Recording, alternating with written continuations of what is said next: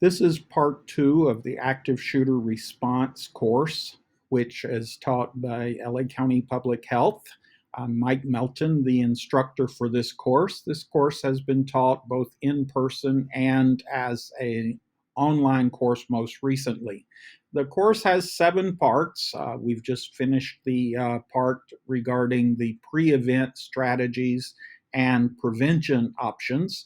And now we're getting into the response parts, which are the remaining parts of this course. In order to establish a benchmark of each individual who's taking the course as to their level of preparedness to respond to this type of incident, and every individual is going to have their own personal experience and capability for this kind of response. But we want you to start with an understanding of where you are in terms of preparedness. There's a very interesting article regarding assessing Homeland Security risks that identified the top 10 disaster risks for the country and then provided a rating of between low, moderate, or high for the level of an individual to control their exposure. Active shooter wasn't on this list, but we've added it here so that you can think about what your personal level of capability is at the beginning of the course in terms of responding to this type of threat. And then we'll reassess as you gain additional tools and understanding of the strategies that are being covered by this course. So you can't actually enter a choice on this polling question, but you can establish it in your own mind whether you're no capability at all, low, moderate, or moderate. As we progress through the course, my estimation is that by the end of modules 1 and 2, which one being the preparation and prediction model, and then now module 2 dealing with the first part of response, you will at least have some capability for running, some capability for hiding, some capability for fighting as a consequence of your own existing experience or content from the course. The anticipation is, however, that by the end of Module 7, you will have substantially improved capabilities to run, hide, and fight, including hiding with multiple layers and fighting with potentially a coordinated response. The ultimate goal of this instructor is that not only do you have those improved capabilities for individual tactics, but also for sequential tactics or even simultaneous application of tactics. One of the experiences that I had with LAPD, and throughout this course, I'll use several different events that I believe, were valuable to the understanding of how you might respond in a shooting event. This event was a threat of a nuclear bomb. I was a captain at the time, and I responded to notice that a nuclear threat was already underway as police response in Pacific area of LAPD. And when I arrived, the sergeant briefed me on the status. He had set up a command post in a gas station on an intersection and had evacuated residents around a 4 square block area. The bomb squad was already on scene, and they were waiting for a pinhole camera to be flown in by helicopter from another part of the city so that they could inspect the back of a bobtail truck, which the suspect had identified as the location of the nuclear bomb. When the suspect parked the bomb in the residence, a driveway of the residence, he got out of the vehicle and began to break things at the residence. And several males exited and began to hit him with sticks. He responded to that by showing them a device in his hand which he claimed was a remote trigger to a nuclear bomb in the back of the truck, and they could see wires coming from the device. Then he fled the scene from the continuation of the blows by the males. We were dealing with this perimeter and the command post in the gas station. Based on the information that was provided to me, I decided that I would relieve the sergeant as the incident commander. One of the primary reasons for doing that is then I could expand the perimeter and I could also move the command post a block away and establish it in a alley behind a large stone church, which would give me greater degree of protection. So the bomb squad were recognized by me to be the subject matter experts in disarming the bomb. I was the subject matter expert in criminal investigation and protection of the public through the evacuation and establishment of the perimeter. We contacted U-Haul to follow up on who may have rented the truck, and they remembered the gentleman very distinctly because he had been very agitated and had actually been so nervous that he left his wallet with his credit cards and his driver's license at the scene prior to driving away in the truck. With that information, we ran him for want warrants and found that he had an alert in the want warrant system from the Secret Service because he had made threats against the US president. All these things tended to add some additional concern that, in fact, there may be a bomb in the truck. So the notification to area hospitals resulted in successful apprehension of the suspect. He did, in fact, show up claiming to be a victim, but seeking treatment for the injuries that had been inflicted on him by the residents where he parked the truck. Bomb squad did clear the truck. It did not have a bomb in the back. They were packing up to leave, and we had broken down the perimeter when a deputy chief showed up, and he asked for a briefing, which he received.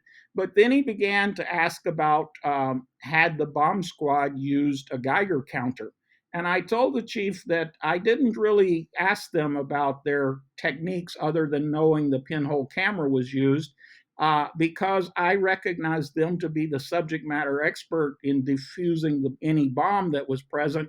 And I concentrated instead on identifying the suspect and protecting the public. Those factors were what I considered I could do. But I also told the chief if I had to more or less dismiss the possibility that this was a nuclear device in that truck, because had I truly believed there was a nuclear bomb in the truck, my perimeter would have had to been on Catalina Island as opposed to just 3 blocks from the vehicle. That's relevant to what we're dealing with here with an active shooter event. You need to be willing to accept that the challenges of the event may be too large for you to take them all in at once. And it may be necessary, rather than freezing because you really don't have an answer to all the challenges at one time, to instead take what you would call bite-sized pieces and deal with what you are capable of doing. And the other fact is, let the subject matter experts, who will be in most cases the law enforcement personnel who may respond, let them deal with stabilizing the incident and follow up on the suspect. You just deal with the decisions related to your personal protection and possibly any assistance you can provide to others. In this section, we're going to define the active shooter event using the FBI's definition, discuss some historical events for lessons learned. I selected a few that I believe have important lessons. And then we're going to talk about some statistics that can support your making assumptions, because you'll have to make assumptions when you don't know all the necessary information. And it's important that you be able to do that using evidence-based assumptions. Statistics help you make evidence-based assumptions. The definition from the FBI for an active shooter is someone actively engaged in killing or attempting to kill many people in confined or populated area, usually using a firearm. I think shooter implies the use of firearm. No method or pattern to selecting victims. And we'll talk about that. In some of these instances, there actually has been a method to selecting the victims or a pattern. And if there is evidence of a method, then you should take that into consideration. But this is the FBI's definition. The first incident I'll talk about occurred in 1966. I was a sophomore in high school at that time, and or actually summer break, but about to enter my junior year. This incident had 16 persons killed and 31 wounded from as far away as 2 blocks. It occurred at Texas University Tower, and the person was using a rifle with a scope. And this incident was notable in that the shooter was ultimately killed by the police. But one thing to think about is that the correct response strategy may not always be intuitive.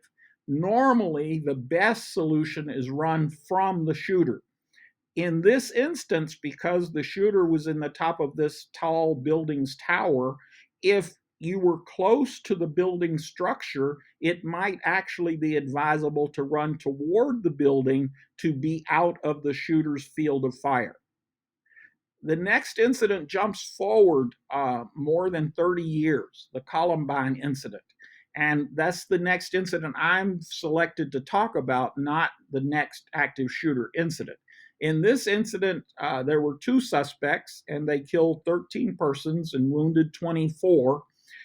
The outcome was that they both committed suicide. One interesting thing that distinguishes this incident is that they had planned it a long time in advance. They brought multiple guns with them, and they also brought improvised explosive devices with them.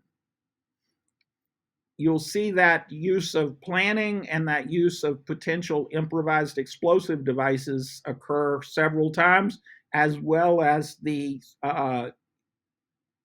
ending of the event with suicide.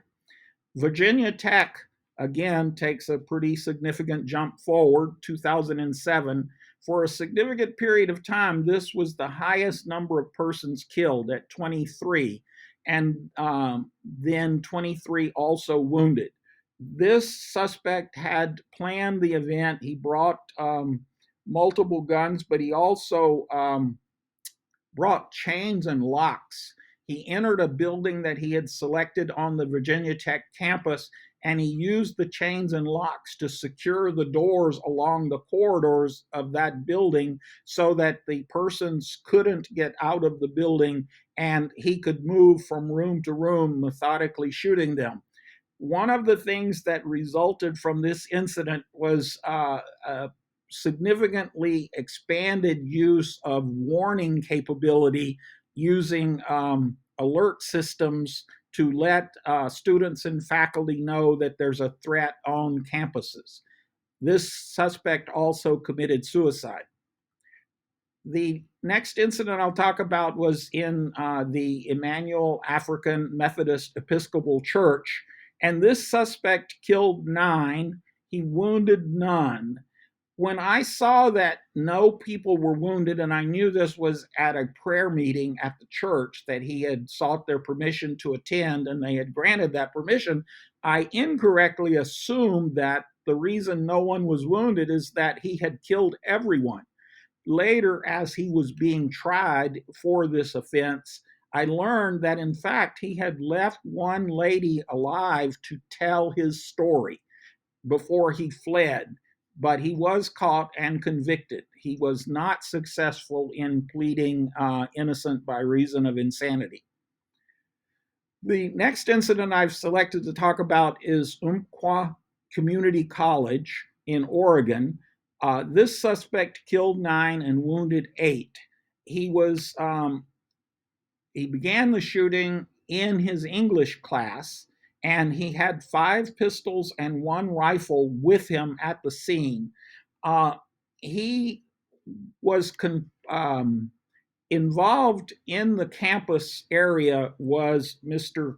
Chris Mintz.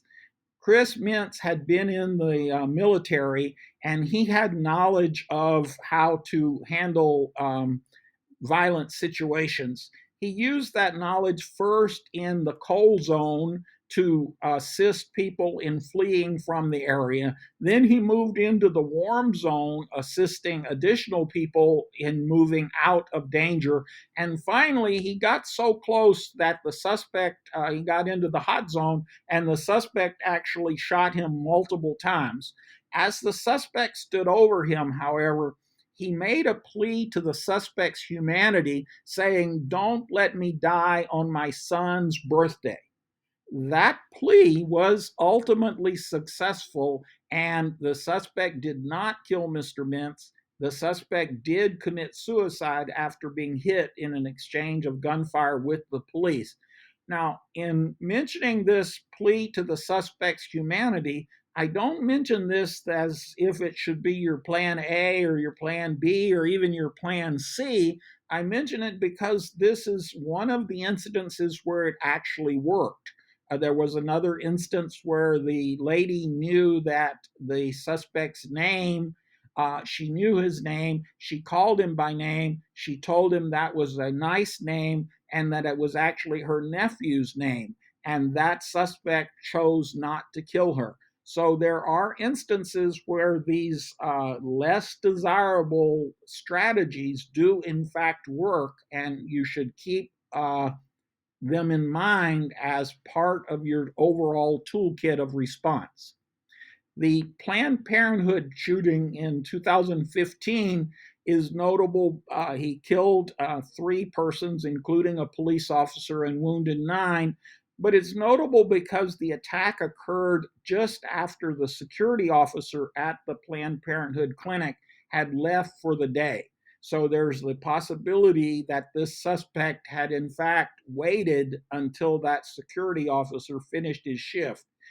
Also, he brought propane cylinders as potential improvised explosive devices to the scene, and he did surrender to the police following a shootout. The Inland Regional Center incident occurred in December of 2015. At that time, the 2 suspects were engaged in a terrorist attack, but the male suspect was actually an employee of the Public Health Department of San Bernardino County. And this event was at an offsite location where they were having an all day training event when the suspect, during the meal break, came into the room with his wife with weapons and began to shoot many people there, as I said, killing 14. He had also set an IED, an improvised explosive device with a remote detonator. And this device was not detonated at the time before the suspect and his wife, the 2 suspects, fled. Instead, they returned to the area, and it seemed like they returned to the area in an attempt to cause the remote detonator to activate and possibly kill first responders. But it did not detonate. However, the police saw the suspects in their vehicle, initiated a pursuit, and the suspects were both killed in a shootout with police following this incident. The Pulse nightclub incident surpassed the number killed of the Virginia Tech shooting, with 49 killed and 53 wounded. In this incident, there was a delay after the shooting started. The shooting started with shots between an off duty officer working security and the arrival of the suspect. But then the suspect rushed into the back area of the Pulse nightclub and ultimately ended up in a restroom with many hostages after having shot people throughout the club. He falsely claimed to have explosives on his body and intending to set them off. This barricading in the restroom with numerous hostages and claiming to have explosives, even though it turned out later that he did not have explosives, caused a significant amount of delay in the police ultimately breaching a rear door and engaging in a shootout with the suspect, causing his demise. Uh, After Columbine, there had been consensus among law enforcement that there would not be this lengthy delay. But what they point out in this Pulse nightclub incident is that there were continuous efforts by police in rescuing people. There was a second restroom that was full of people, and a law enforcement officer was able to work with people inside that restroom and remove an air conditioning unit from a window and get all of those people out safely. So even though there was a delay before the door in the rear was breached and the shootout occurred with the suspect, there was continuous police activity in terms of establishing their capability to breach the door and also freeing persons who were trapped within the building. The next incident was a rally in Dallas, Texas, and this rally was about police shootings, but it was about police shootings in Minnesota and Louisiana, not in Texas. This suspect showed up with a rifle, and he was really focused on killing police. He killed 5 police officers and wounded 9 people, 7 of whom were police officers. One of the things that was of note is the suspect was highly mobile, as indicated by part of this diagram of the city. But what happened in one instance is that there were times when the police had directed persons to areas that they thought was safe, but the suspect had moved to a different portion so that the suspect was actually a threat to people after they had been told to go to a certain place. So you need to constantly be responding to direction from police, but still assessing your situation continuously for additional threat that might be there. Ultimately, the person barricaded himself without any hostages, but was a threat to the police. And the police used a robot and an explosive that they delivered to the suspect to end the incident. The These are the specific instances that I've selected. We all know there have been many instances other than those, but each of them had a specific lesson or two about them that I wanted to include. And so now we'll move into the statistics. The FBI since 2000 has been publishing reports, with the first one being the cover photo here of the period between 2000 and 2013. So for that 14-year period, there were 160 separate instances that they called active shooter instances. Since then, there were others. So when you go up to 2018, you're at a total of 277 instances in that period. So this diagram shows the 277 on the chart diagram, and you can see that there's a trend toward an increased number with 27 in 2018. But really, in 2019, there were 28, and in 2020, there were 40 instances. So you had double the number in 2020 that you had in 2014, 15, and 16. When you talk about the locations of these instances, commercial areas are the highest likelihood of threat at nearly 44%. This is for the 277 instances. Education is 20.6%, open spaces 13.4%, and government buildings 9.4%. So you can see that there are many different types of areas because, of course, commerce includes a wide range of areas where active shooter events have happened during that period of 19 years. Now, I just added this one slide. This report was very recently released, July 11, 2022. And this one slide shows shooting instances where there were casualties of either injury from the shot or a death on a school campus.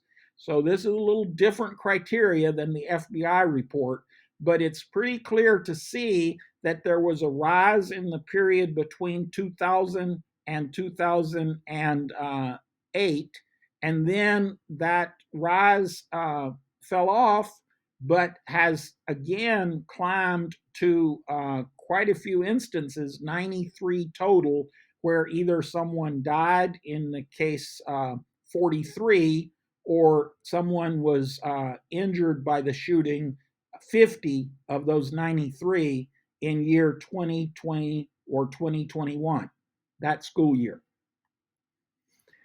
So statistics regarding the incidents and whether or not there would be more than one suspect in the instances that occurred between 2000 and 2013, there was only 2 instances, or 1% of the time, when there was more than one shooter. So out of that 160 instances, only 2 of them had more than one shooter. Since then, however, it's been closer to 5% of the instances had more than one shooter. Still, 5% means there's 19 chances out of 20, there's only one shooter. If you can identify where the shooter is located, then it's generally speaking going to be safest to move in the opposite direction of where the suspect's located. Don't worry that much about ambush, because in this instance, only 1 in 20 has a second shooter, and often those 2 persons or 3 persons would be together. Additional statistics, 40% ended with the suspect committing suicide. This is not to infer that there 40% of the time the suspect began the shooting with the intent to commit suicide. There may well have been instances where the decision to commit suicide only followed being trapped or being injured as a consequence of shootout with someone, and consequently the shooter decided to commit suicide. Additionally, 13% were unarmed citizens ended the incident. The Gabby Gifford incident was one where unarmed citizens were able to tackle the shooter. 3% ended when armed citizens restrained the shooter. Sometimes that's an off-duty officer, sometimes it's a security guard, and sometimes it's just a person who has access to a weapon or goes to their vehicle and acquires a weapon and is able to end the shooting. But that happened in 3% of the incidents between 2000 and 2013. This is a very important statistic about active shooter events. For the 160, 44 cases, the exact time of the incident was known. And of those, 69% ended in less than 5 minutes, with 23 of those cases ending in less than 2 minutes. So for those where the timing was known, more than half ended in less than 2 minutes. Also, 60% of the incidents end before the police arrive. So this is very important. It may be that the suspects just decided to flee, as was true in the San Bernardino incident and the South Carolina incident at the church. But it may be that the percentages where citizens on the site took action also brought the incident to an end. 60% end before the police arrived. This diagram shows both, starting in 1966, the year of that Texas Tower incident, shows on the lower part of the line the number of persons injured, and on the upper part of the line, the number of persons who were killed. And that largest semicircle in the bottom right corner is the incident in Las Vegas, where so many people at the concert were wounded, as well as quite a few killed. Some additional lesson from my experience, this time an actual shooting call. I was at the station when a shooter uh, at a residence in San Pedro walked out of his home, and he went into the neighbor's backyard and fired shots to in front of the neighbor, and then he went back into his home. So the shooting came out as shooting in progress at a residence.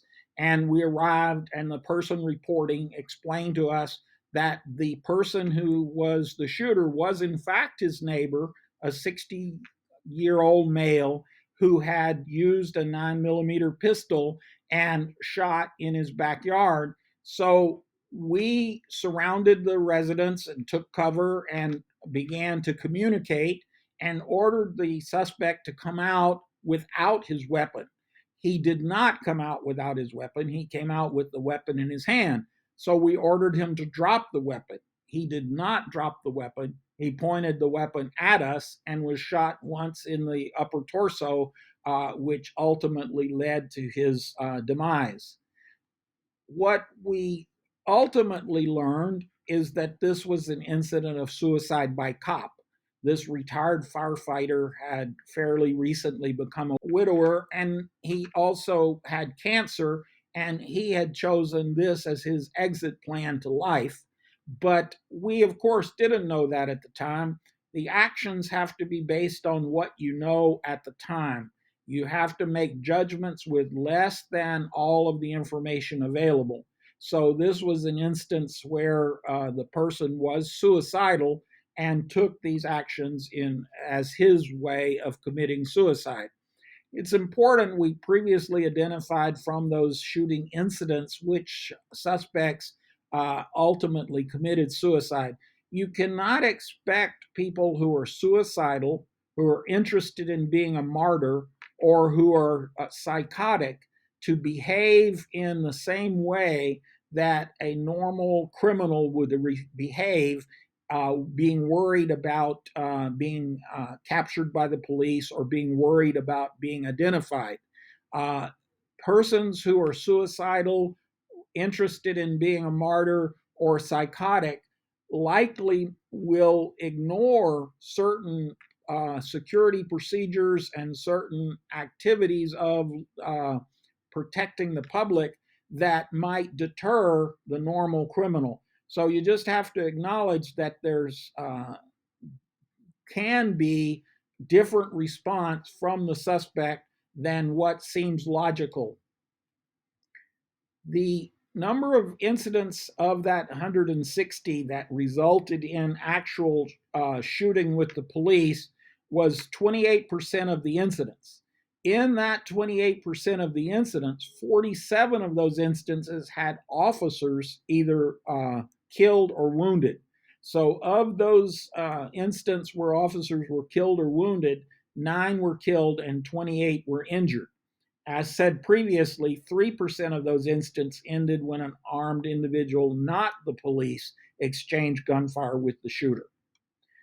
So, active shooter characteristics in summary: they're unpredictable and change quickly, usually need immediate response from police, with the understanding that 6 times out of 10, on average in the past, they're over before the police actually arrive.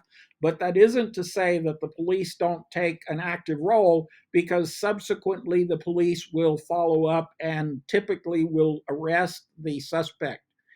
The incidents can be over in less than 15 minutes, but it's more likely they might be over in even 5 minutes or 2 minutes based on past experience. you need to be both mentally and physically prepared. Now, it's not my expectation at all that any of you are going to go out and become a physically fit person or even a jujitsu expert as a consequence, or mixed martial arts as a consequence of this training. So, my training goal is to make you mentally prepared to make the best decision possible for your circumstances during, if should you become confronted by this type of incident.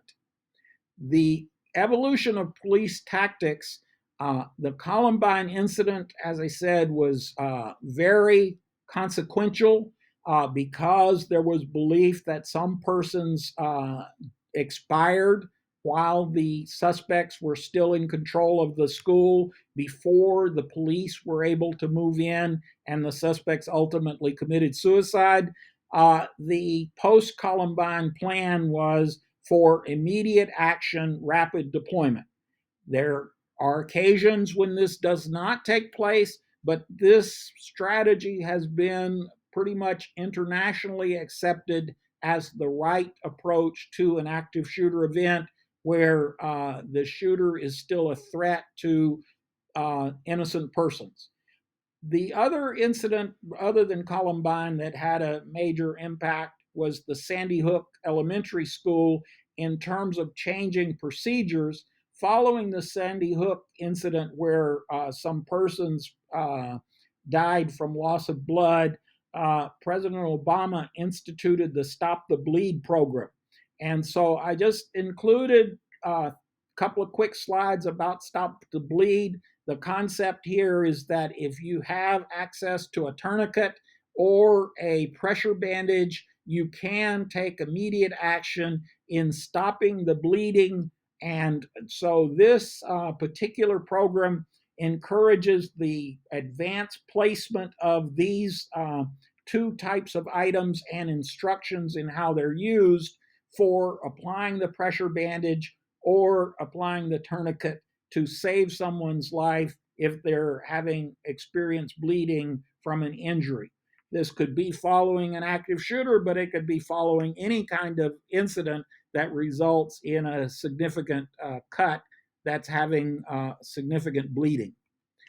So the part one, the part about prevention and early detecting, and part two, this part about the first part of response, has increased your level of preparedness, but we'll remember that preparedness is a journey, not a destination.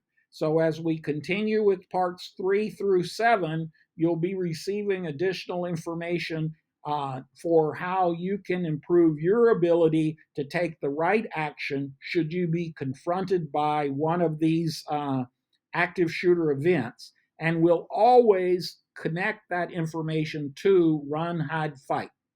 As a matter of fact, in the next incident, you're going to actually be shown the video for run, hide, fight, and we're going to talk specifically about those concepts. That's the end of part 2. We'll show the FEMA video for Run, Hide, Fight and discuss the IS Independent Study 907 Active Shooter course content from FEMA's Independent Study website as part 3. My contact information is provided here in case you're interested in getting in touch with me.